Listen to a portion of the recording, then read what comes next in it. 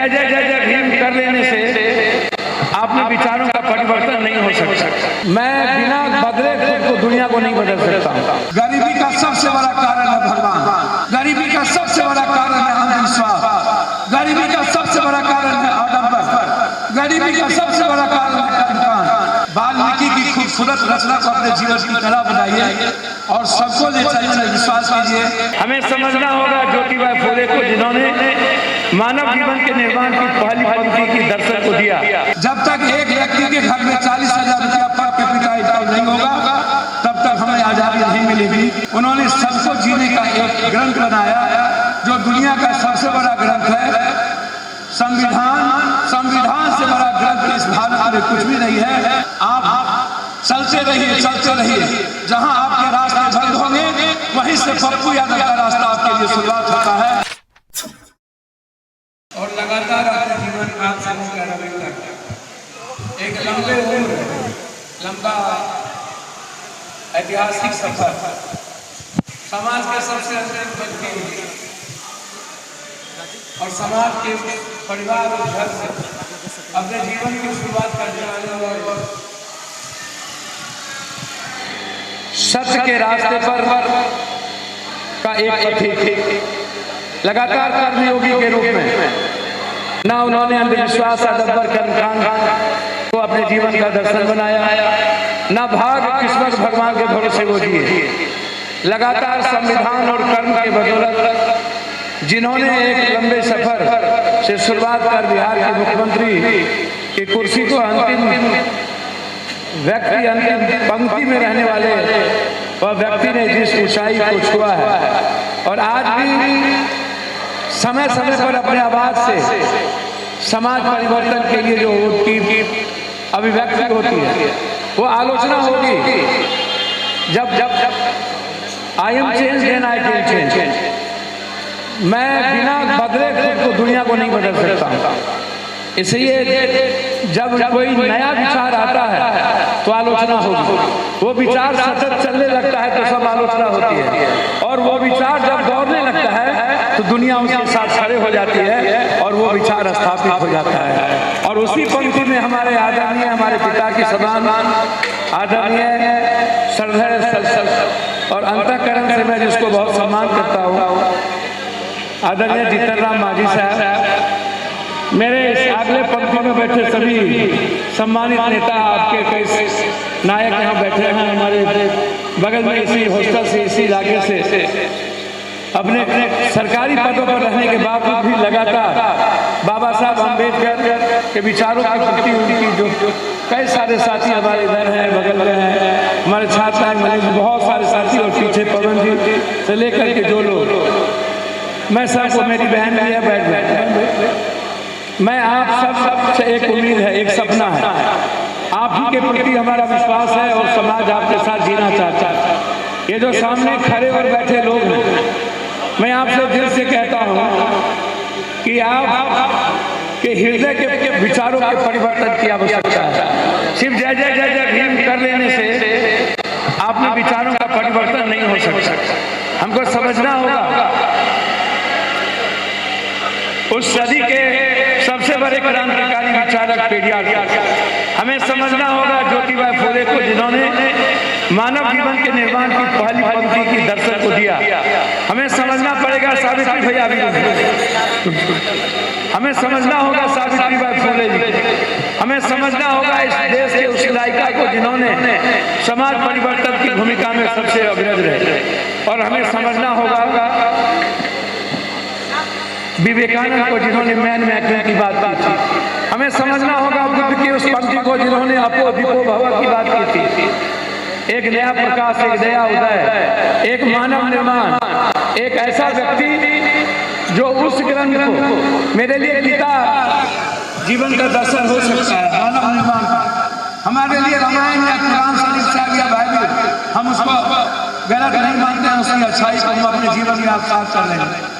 लेकिन सतत वसुधैव कुटुम्बकम का जो एक ग्रंथ पैदा हुआ, सर्वधर्म संभव का जो एक ग्रंथ पैदा हुआ, शिव, कबीर, वाल्मीकि, संत रविदास, भगवान क्रांतिकारी चौरमल, भगवान बिरसा मुंडा, ऐसे लोगों के बाद जो एक दर्शन आया इस जो किसी के साथ जस्टिस नहीं किया। उन्होंने सबके लिए राइट ऑफ जस्टिस की बात की, उन्होंने सबके लिए राइट ऑफ एजुकेशन की बात की, उन्होंने सबके लिए राइट ऑफ हेल्थ की बात की, उन्होंने सबके लिए right of freedom of speech की बात की। उन्होंने किसी के अभिव्यक्ति विचारों के अभिव्यक्ति के भीतर प्रवेश नहीं किया। उन्होंने कोई समाज, लिंग, भेद, भाषा, क्षेत्र, ऊंची जात, पिछड़ी जात के जस्टिस में कोई फर्क नहीं किया। उन्होंने सबको जीने का एक ग्रंथ बनाया जो दुनिया का सबसे बड़ा ग्रंथ है। संविधान से बड़ा ग्रंथ इस भारत में कुछ भी नहीं है, और वो संविधान हमारे जीवन के जीने का एक पथ है। और वही पथ थे बाबा साहब अम्बेडकर, जो इस सदी के सबसे बड़े महानायक, मैं यदि मानूं तो उससे बड़े महानायक इस सदी में सुभाष चंद्र बोस, भगत सिंह जैसे लाइन से भी उसके पंक्ति में महात्मा गांधी की बात आती है। मैं आलोचना नहीं करूंगा, या जिनकी बात आती है मैं सबके विचारों का सम्मान करता हूं, लेकिन यदि जिसने थोड़ी भी भेदभाव जिसके भीतर नहीं होगी, जिसने इस भारत के 40 करोड़ लोगों का सपना देखा हो और तब दुनिया के समावेशी दर्शन और विचारों को एक भारत निर्माण का ग्रंथ बनाया हो, वो इस सदी का सर्वश्रेष्ठ और सर्वश्रेष्ठतम महानायक है। और उसके विचार पर चलना ही हमारा कर्तव्य बनता है, और उससे बड़ा कर्तव्य कुछ नहीं है। मैं सिर्फ आपसे कहूंगा, आप दशरथ मांझी की तस्वीर लगाए हुए, जिस दिन दशरथ मांझी को कुछ लोगों ने कुर्सी पर बैठा के बड़ा प्रचार किया, दशरथ मांझी प्रैक्टिकल होने की जरूरत है, कंप्लीट यथार्थ होने की जरूरत है। जब दशरथ मांझी जी की मौत हुई थी, उसके बच्चे घास की रोटी खा रहे थे। हमने टीवी पर देखा घास की रोटी खाते वक्त, वीडियो क्लिप मेरे पास है, मैंने टीवी पर देखा, वो टीवी था आज तक। मैंने हेलीकॉप्टर की और चल दिया हम उसके गांव की ओर। हम उस गांव में उतरे और दशरथ मांझी जी के परिवार को 2 लाख रुपया देकर मैंने कहा, आज से ही आप बिजनेस करोगे, आपको किसी के सामने हाथ फैलाने की जरूरत नहीं है। सबसे पहली मूर्ति पप्पू यादव ने दशरथ मांझी जी की लगाई, तब तक कोई सोचा नहीं होगा कोई। और आज तक मैडम रंजीत रंजन जी के अकाउंट से उसके बच्चों को 10,000 रुपया महीना जब से दशरथ मांझी डेथ किए, आज तक मेरे अकाउंट से उसको पैसा जाता है कि आपको कहीं जाने की जरूरत नहीं है जब तक वो बच्चे। विचार क्या होता है? विचार होता है कंप्लीट एक जीवन को बदलना। कैसे? मौखिक रूप से नहीं। गरीबी का सबसे बड़ा कारण है भगवान, गरीबी का सबसे बड़ा कारण है भाग, गरीबी का सबसे बड़ा कारण है किस्मत, गरीबी का सबसे बड़ा कारण है अंधविश्वास, गरीबी का सबसे बड़ा कारण है आडंबर, गरीबी का सबसे बड़ा कारण है कर्मकांड, गरीबी का सबसे बड़ा कारण है कि हम एक क्रांति ज्योति नहीं जला पाते। आज हम इकोनॉमिकल फ्रीडम की बात करेंगे, हम आर्थिक आजादी की बात करेंगे, जिसकी बात मंत्री के कुर्सी पर रहते हुए इन्होंने बहुत सारे चीजों को करने का प्रयास किया या उस विचार को लाया, लेकिन तब तक ये चले गए। थे तो बहुत बड़े बड़े लोग, भारत में देवेगौड़ा गुजरात की सरकार बनी, बीपी सिंह की सरकार बनी। हम बीपी मंडल की बात करते हैं लेकिन बीपी सिंह की बात नहीं करते। क्यों? जिन्होंने बाबा साहब अम्बेडकर को विचारों का आत्मसात कर हमारे जीवन के जीने के हमारे मालिकों ने खड़ा हुआ, हमको उसका भी सम्मान करना चाहिए। हम उसका भूल जाते हैं। इसीलिए मैं चाहूंगा आर्थिक आजादी, इकोनॉमिकल फ्रीडम। 6,000-4,000 रुपया की जिंदगी जीने वाला पर जीडीपी कहता है मुख्यमंत्री जी और देश के पीएम कि हम 10 किलो अनाज देते हैं, हम 15 किलो अनाज देते हैं। आपको मैं 2 बात कह के चला जाऊंगा।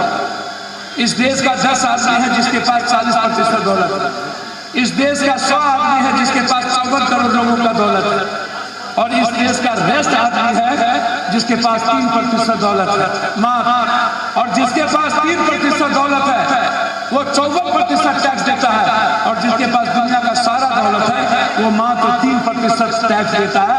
और वो भी हम ही को गाली देता है कि हम खैरात बांट रहे हैं, हम 10 किलो अनाज बांट रहे हैं, टैक्स हम देते हैं, सबसे ज्यादा मेहनत हम करते हैं, सबसे ज्यादा दुनिया बदलने में मूलवासी आदिवासी से लेकर आज तक जिस किसी ने मानव जीवन के निर्माण की बदलने की तारीख तय की वह है बिरसा मुंडा भगवान, वह है संत वाल्मीकि जिन्होंने रामायण के एक खूबसूरत रचना बुलाया, वह है संत रविदास, वह है क्रांतिकारी लोरी, वह है पेरियार, ऐसे लोग, वो है अहिल्या, कौशल्या, सावित्रीबाई फुले, और उसको आज जीवन से अलग कर दिया गया। इसीलिए हम आप सबसे आग्रह करेंगे कि आप गांव में विचारों को ले जाइए, और वो विचार है संविधान और बाबा साहब अम्बेडकर। जब तक एक व्यक्ति के घर में 40,000 रुपया पर कैपिटा इनकम नहीं होगा, तब तक हमें आजादी नहीं मिलेगी। हम उस आजादी की बात करें कि अंतिम व्यक्ति दुनिया में सबसे ऊंचे पंक्ति में कैसे खड़ा है, और किसी भी गवर्नमेंट को अंतिम व्यक्ति के जीवन निर्माण से शुरुआत करना चाहिए। गवर्नमेंट की हमको समझना होगा। इसीलिए आज जिस मूर्ति का उद्घाटन हमारे आदरणीय पूर्व मुख्यमंत्री जी ने जिस स्नेह के साथ किया है, और हमेशा आपकी आवाज उठाते हैं, हम सब की आयु के साथ लगे, ये लंबे समय तक उस विचारों को सतत उठाते रहे, और वह विचार एक दिन स्थापित होगा जिस विचारों को बाबा साहब अम्बेडकर ने इस बात को कही थी। मैं हमेशा आपके साथ हूँ। जब भी कोई घटना घटी इस बिहार में किसी कमजोर तबके के साथ, वहां हम गए ही नहीं, वहां जा करके हर व्यक्ति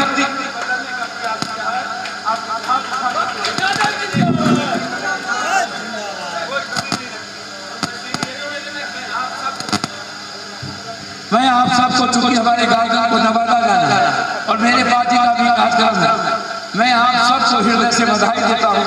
लेकिन एक बात कहना चाहूँगा कि आप आडम्बर कर्मकांड और भगवान से निकलिए, आप अंधविश्वास को त्यागिए, आप सरस्वती पूजा के जगह सावित्रीबाई फुले की पूजा शुरुआत करिए। आप इस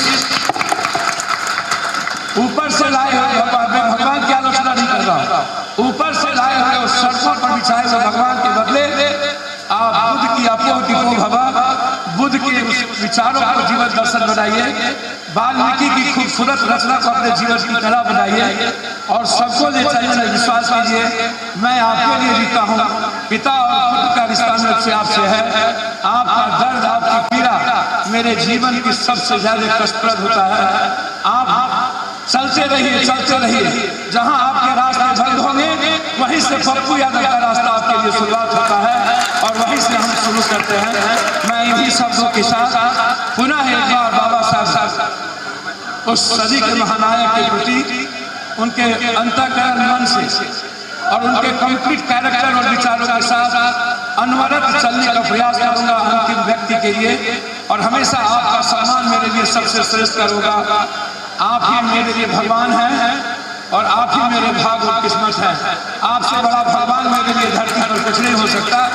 मैंने हाथ जोड़ा है, पैर छुआ है किसी गरीब का, उसके अलावा आज तक किसी का पैर मैंने नहीं छुआ, ना मैंने कभी भगवान को छोड़ देखा है। इसीलिए मेरे लिए भगवान आप हैं। जिस दिन आप और आपका परिवार मुस्कुराएगा, उसी दिन पप्पू यादव की जिंदगी आपके साथ हो जाएगी, और यही है मेरा सपना। इन्हीं शब्दों के साथ एक बार पुनः मैं प्रणाम करते हुए अपने गार्जियन को और उस महानायक को श्रद्धांजलि देते हुए आपके प्रति हमेशा सोता नहीं, हमेशा से पीड़ा और दर्द में जीता हूँ। कभी मैंने 28 साल से नहीं सोया, 9 घंटा 12 घंटा सड़कों पर चलता हूँ, और सिर्फ आपको देखता रहता हूँ।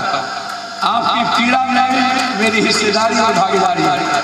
बहुत बहुत धन्यवाद पवन जी, छात्र नायक को, जिन्होंने हमको इस लायक समझा, और इस हॉस्टल के पुराने अध्यक्ष को, मंटू जी को, और सारे साथियों को, जो मेरे लिए अपनी भावनाओं की अभिव्यक्ति की। और आज मेरी सबसे बड़ी खुशी है कि बहुत दिन के बाद अपने गार्जियन के साथ एक मूर्ति के अनावरण के साथ मैं इन्हीं के पुत्र के साथ मैं आरा में हम थे।